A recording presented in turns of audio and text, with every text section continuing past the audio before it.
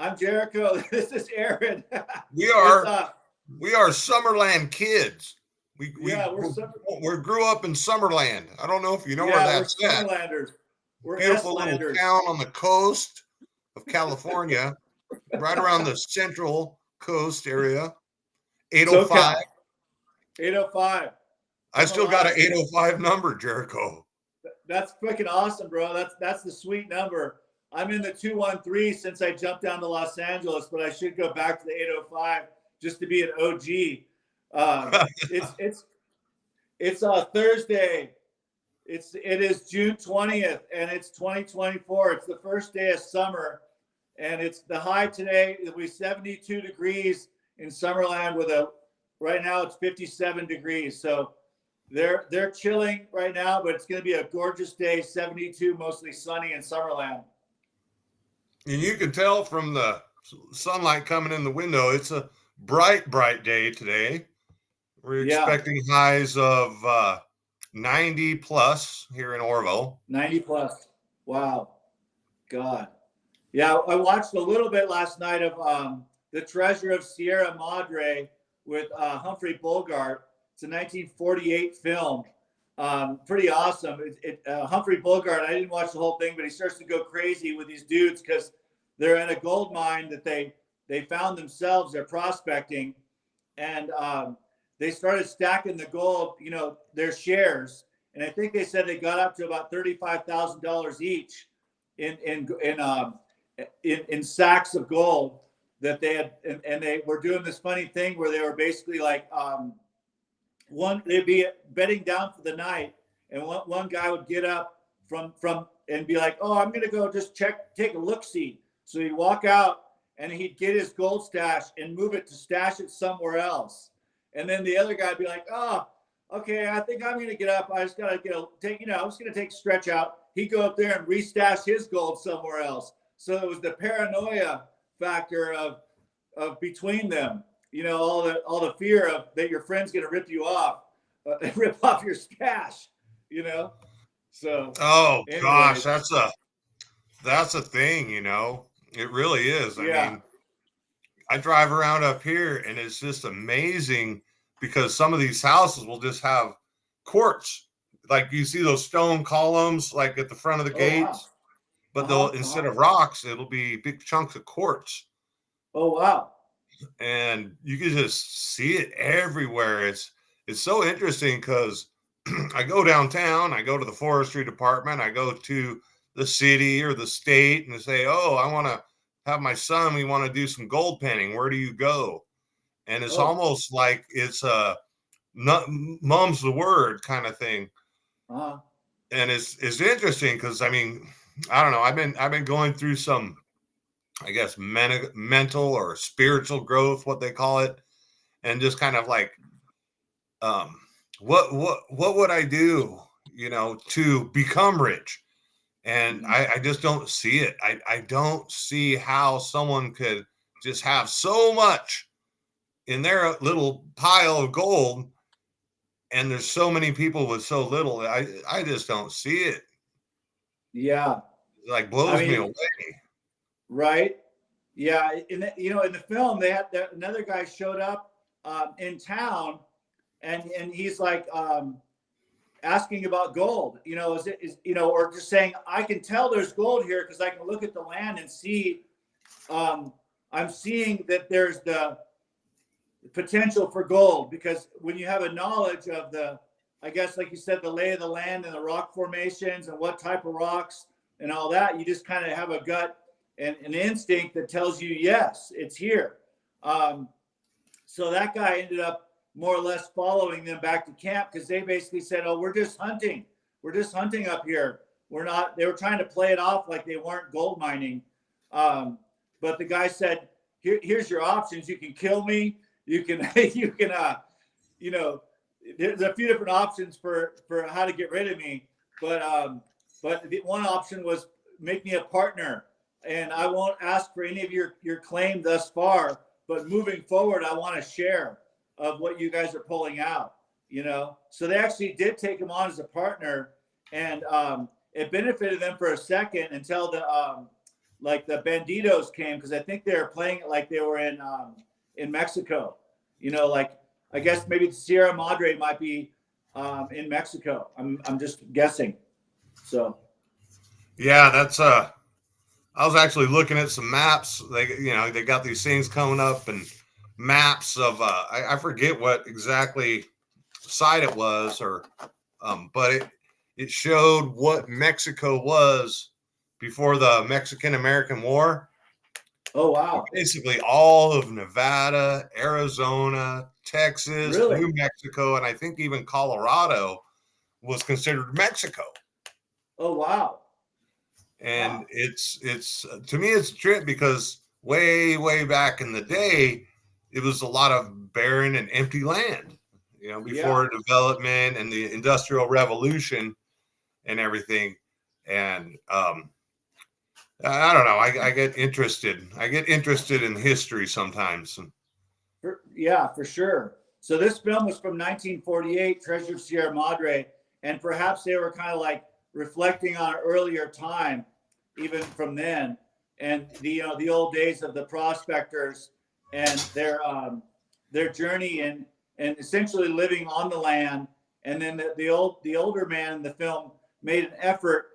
They said when they were going to break down camp and leave, to leave the mountain as you found it. So to essentially bury all their work, to make it, look like they didn't have a situation going on there. So I'm sure there's Yeah. areas up where you're at where you can tell where there was mines, huh? A long time ago. Oh, absolutely. And like you're saying, I drive around and I'll just be driving through an area, exploring the mountains or exploring the neighborhoods, and just like my little antennas will go off and I'll look and I'll be like, Yeah. wow, this is gold. There's gold in them there Yeah. hills.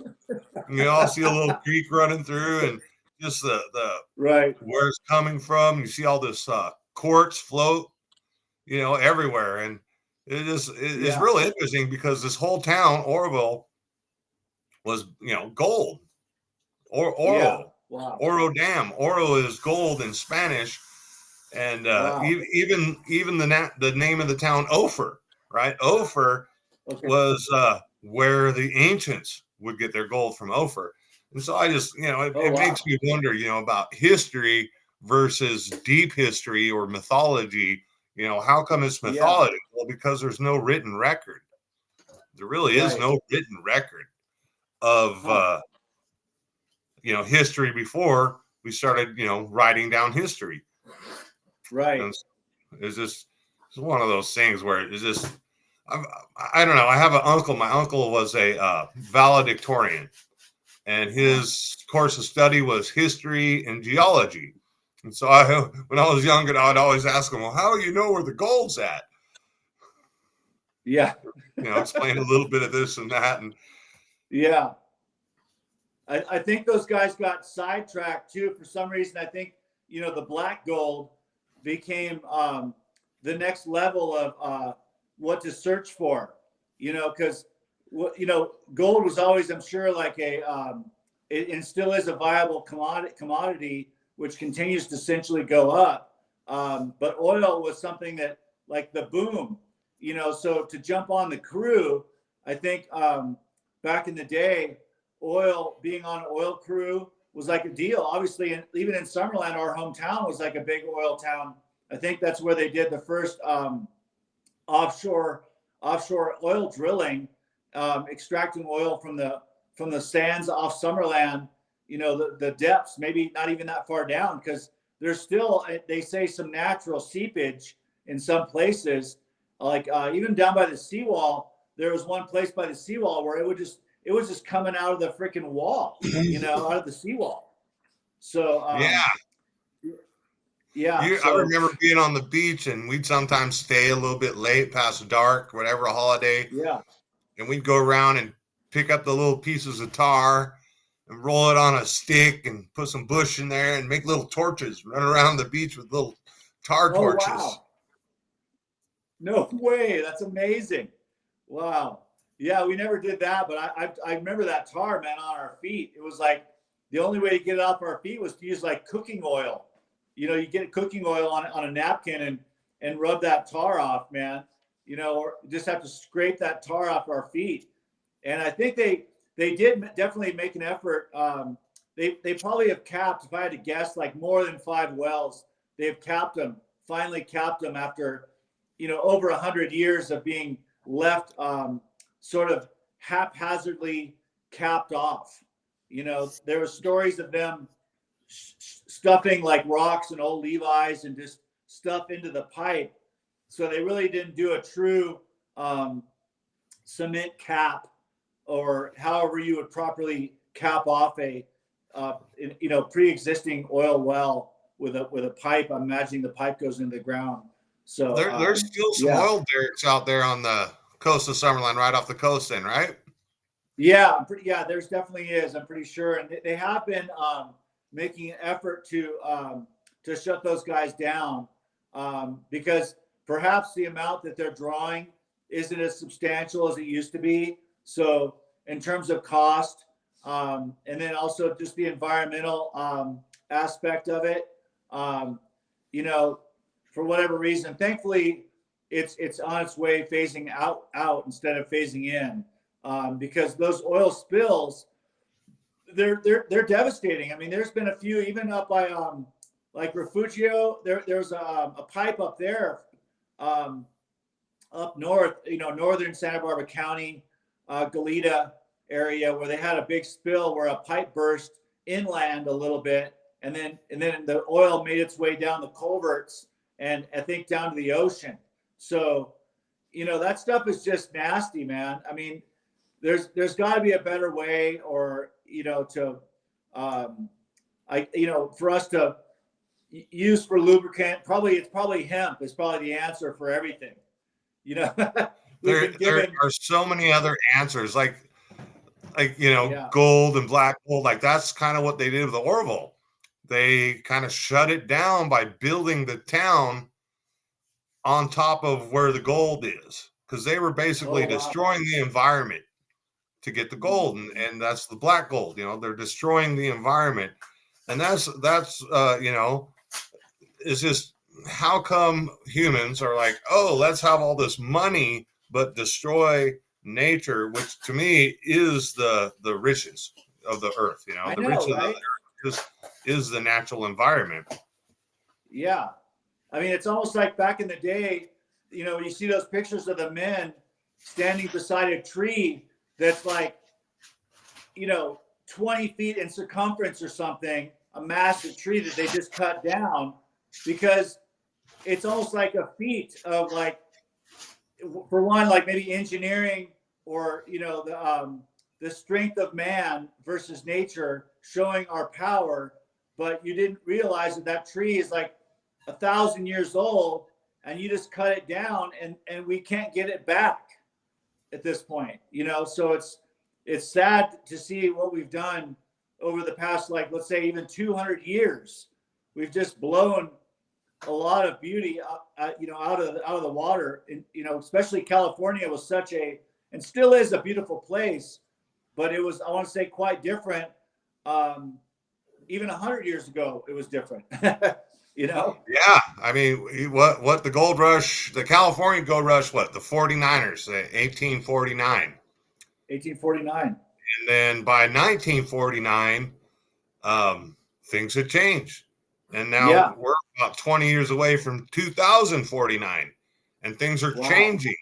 Like, the gold, the value nowadays, you look at, okay, who are some of the richest people in the world?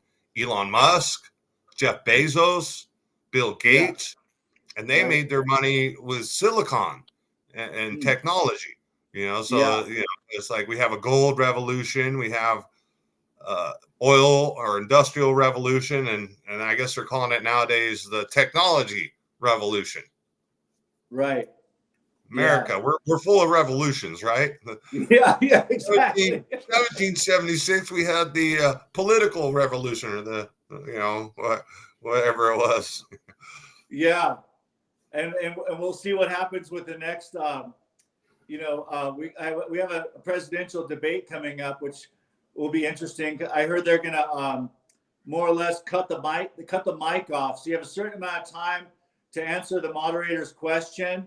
And then once you're done answering, your mic goes off and the other guy has a chance to respond to that, to respond to how you answered it. And then they cut you off. So there's never a chance for any like, crap talking to your buddy next to you. You've seen that one. Oh my gosh, that was hilarious. That was hilarious because one person talking and then, oh no, but you're this right in the middle of their little part. Right. And it's like, wow. I wonder though, Jericho, are they going to let that Kennedy guy back in for the debate? Oh, I don't know. I wish they would, because it would just add another, a fresh mind to, there's something to be said for just two people talking and having a debate, if you will. But the third person really is kind of like the most amazing wild card in the mix, because he's completely different than the other two. So if you were in college and you had two professors talking, but then you brought in some badass outsider to like just rip those guys up, essentially, that's what would happen. That because the alternative view is to me like a little more I guess you could say it's refreshing, it's interesting, it adds another element to the whole mix, because we're just looking at unfortunately, I really wish we had some young men that would step up and had a really a visionary, intelligent approach to this challenge that we face as Americans, I guess you could say. We're, what are we now? Like 1776. That's when the United States was founded. I'm not a big history guy, but that's when the Declaration of Independence was signed, right? Yeah. So I went to Europe once. I went over to Berlin, and it really felt like a little bit more. It felt like home to me, because I'm European. I have German, Scottish, Irish roots, and so over there it really felt like almost like if your parents were originally from, like, let's say the Old West or something like Tahoe. Let's say they spent 100 years in Tahoe and you'd never been to Tahoe, but then you went there and went to an old town, and you felt like, this is my home. This is my ancestors' place. It really felt like that to me. Or I imagine as a Native American, if you traveled to a place like Mesa Verde, or a place where there was, the old native ruins, and you'd understand how they lived in harmony with nature, and they had a whole different perspective and a way of being that was a little bit more in alignment with Mother Nature.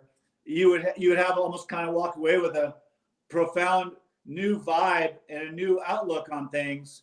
But it's hard as Americans to get a fresh outlook in some ways. I don't know, it's a challenge.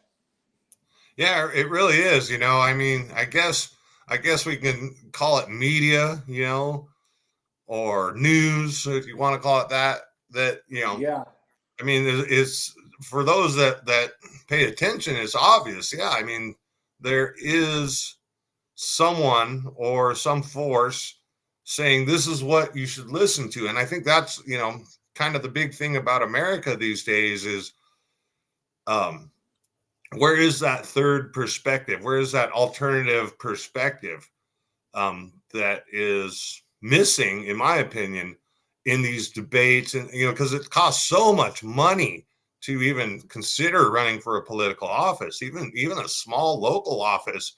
You got to have money for advertising, for promotions. You got to have one of these PR consultants or even PR firms that are basically spreading the message that you want everyone to hear, and kind of subverting or counter debating, if you will, the talking points that you don't want people to hear. Mm-hmm.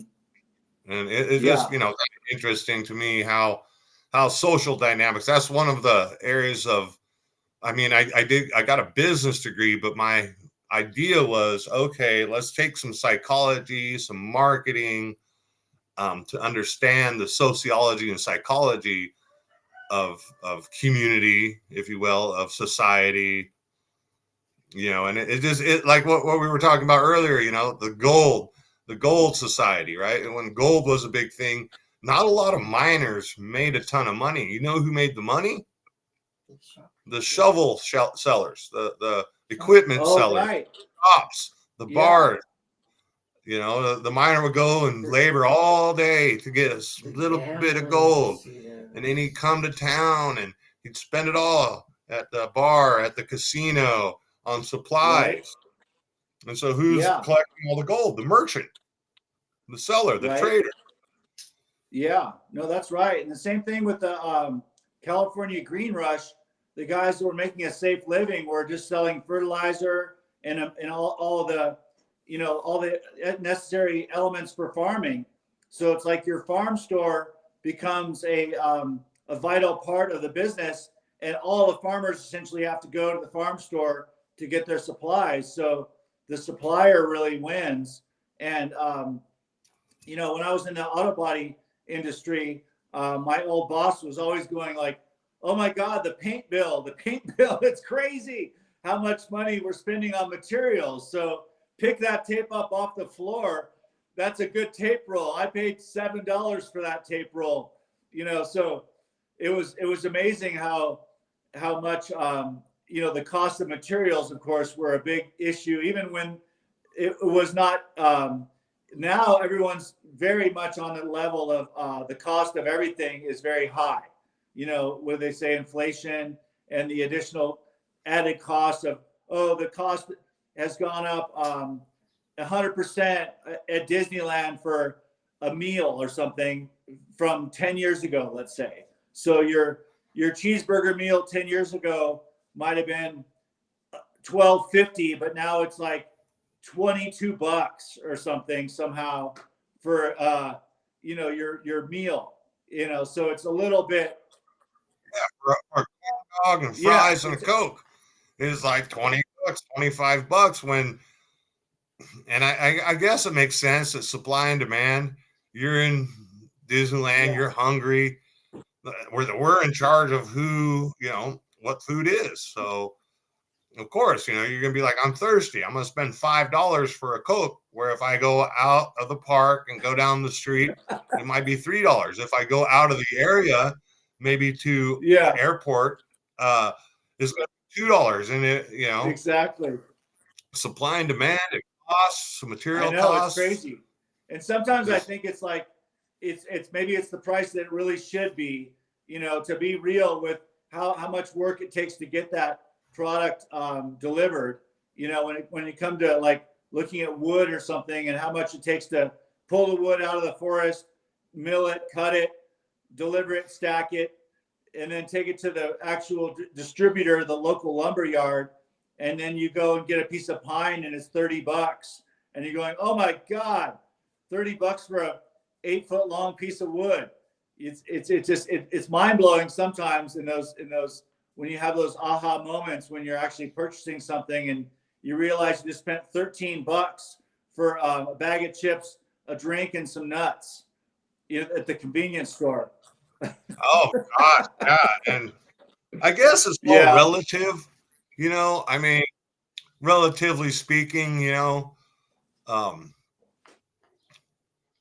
I mean, we look at the economy and everyone's like, oh, it's so much more for food, but you're making so much more. But I guess it's all relative. When we have things like a phone and TV for entertainment, you don't got to go out down to town to watch a movie. You just click on Netflix. Bring it. You don't got to spend $8 for a ticket, $5 for popcorn. You can spend $5 a month plus, whatever it is, 50 or $100 for internet, and you can watch unlimited movies. For sure. I mean, I guess it's all relative, and part of it is, what is the neighbor? I mean, when you're dealing with society, what is the neighbor doing? So, like back in the gold rush, the neighbor was collecting gold. In the oil rush, the neighbor was working for the oil mines or the oil wells, the oil industry. And when the tech boom, well, how do you make your money? Well, you learn technology.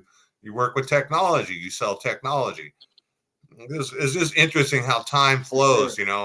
I think of the moments right now, and just being able to go out and collect some eggs for my chickens and have a nice meal. And to me, that's what more Right. do I need? I'm with you on that. Like I think it comes back, and it is coming back to more like, local growers, with like little farmers markets and stuff like that. Because they're saying that that's really a safer bet in terms of your food to be more healthy for you, of course, is like a more locally grown, organically grown farmers market type, purchase is better for you than a factory farmed, piece that has to travel to you and be preserved in some way with chemicals. So it's logical stuff, I believe. I know it's a challenge to feed the masses, especially like, I guess they said LA only has like a 3-day food supply if the freeway shuts down. Yeah. Do you see your screen? Yeah, and even like just recently, we went and got some cherries. We got them from the little farm stand at the corner, and they were the best cherries, and they were a good price. And the cherries at the store weren't quite as good, and twice as much for the cost.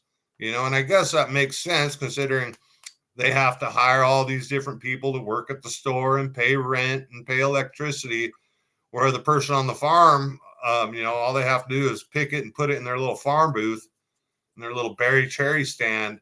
And so that overhead, that cost, of actually getting that product to Yeah. market has changed. Like you're saying with the paint, it's like, okay, so if I'm paying $500 for a paint job and it costs $100 for paint, that gives the shop $400. But if I'm paying $250 for the same paint, now that $400 margin goes down to $250. It's a lot tighter. You got to be a little bit more, like I always like to say, if you're not careful with your pennies, how are you going to be careful with your dollars? That's the truth. I mean, it's challenging, and there's always another competitor out there who's wanting to compete for the business, of course, and that's a challenge unto itself.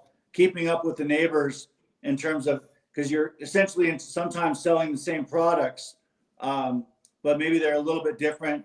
Like in the case of like, the farmers market type experience, I think those guys are definitely a labor of love for a lot of them to bring that stuff to market. So. Oh, I love the farmers market. That's like such a pure, form of capitalism, of trade. Right. The farmer grows his food, brings it downtown, sets up a little tent, a little booth, and you can go and see all the fresh stuff. And a lot of times they'll have little samples, Yeah. so you can taste it. Oh, that orange is amazing. Let me get a bag of oranges. Oh, that strawberry. Wow. Oh, that tomato wasn't so great, but that tomato has something I want. Let me get some of those. And it's direct. Yeah. I'm buying direct from the farmer rather than paying the supply chain, paying the gas, like you're saying with LA. What happens when LA goes, say there's an earthquake, or like Highway 1, it was shut down. They just recently opened it up north of Cambria, which is, towards the northern part of the Central Coast, and it's been shut down for a year. Wow. What happens when those main lines of transportation go down? LA's got 3 days of food. What happens on day 4? Well, it starts to get sketchy because right away, some people have stocked up and they're ready for anything, but other people have not stocked up, so they're living on the day-to-day, what do you say, paycheck to paycheck scenario. So you're not able to have the supplies that you might necessarily need for a rainy day, or that whole thing. So yeah. Hopefully we make it through the summer. So I guess today's episode was brought to you again by Mother Nature. Sponsored by Mother Nature. The sun's still shining. The mother that's it's taking still care sunny of you. in Summerland. Thank God. Cheers, everybody. This was episode 54, episode 54. Cheers to 54.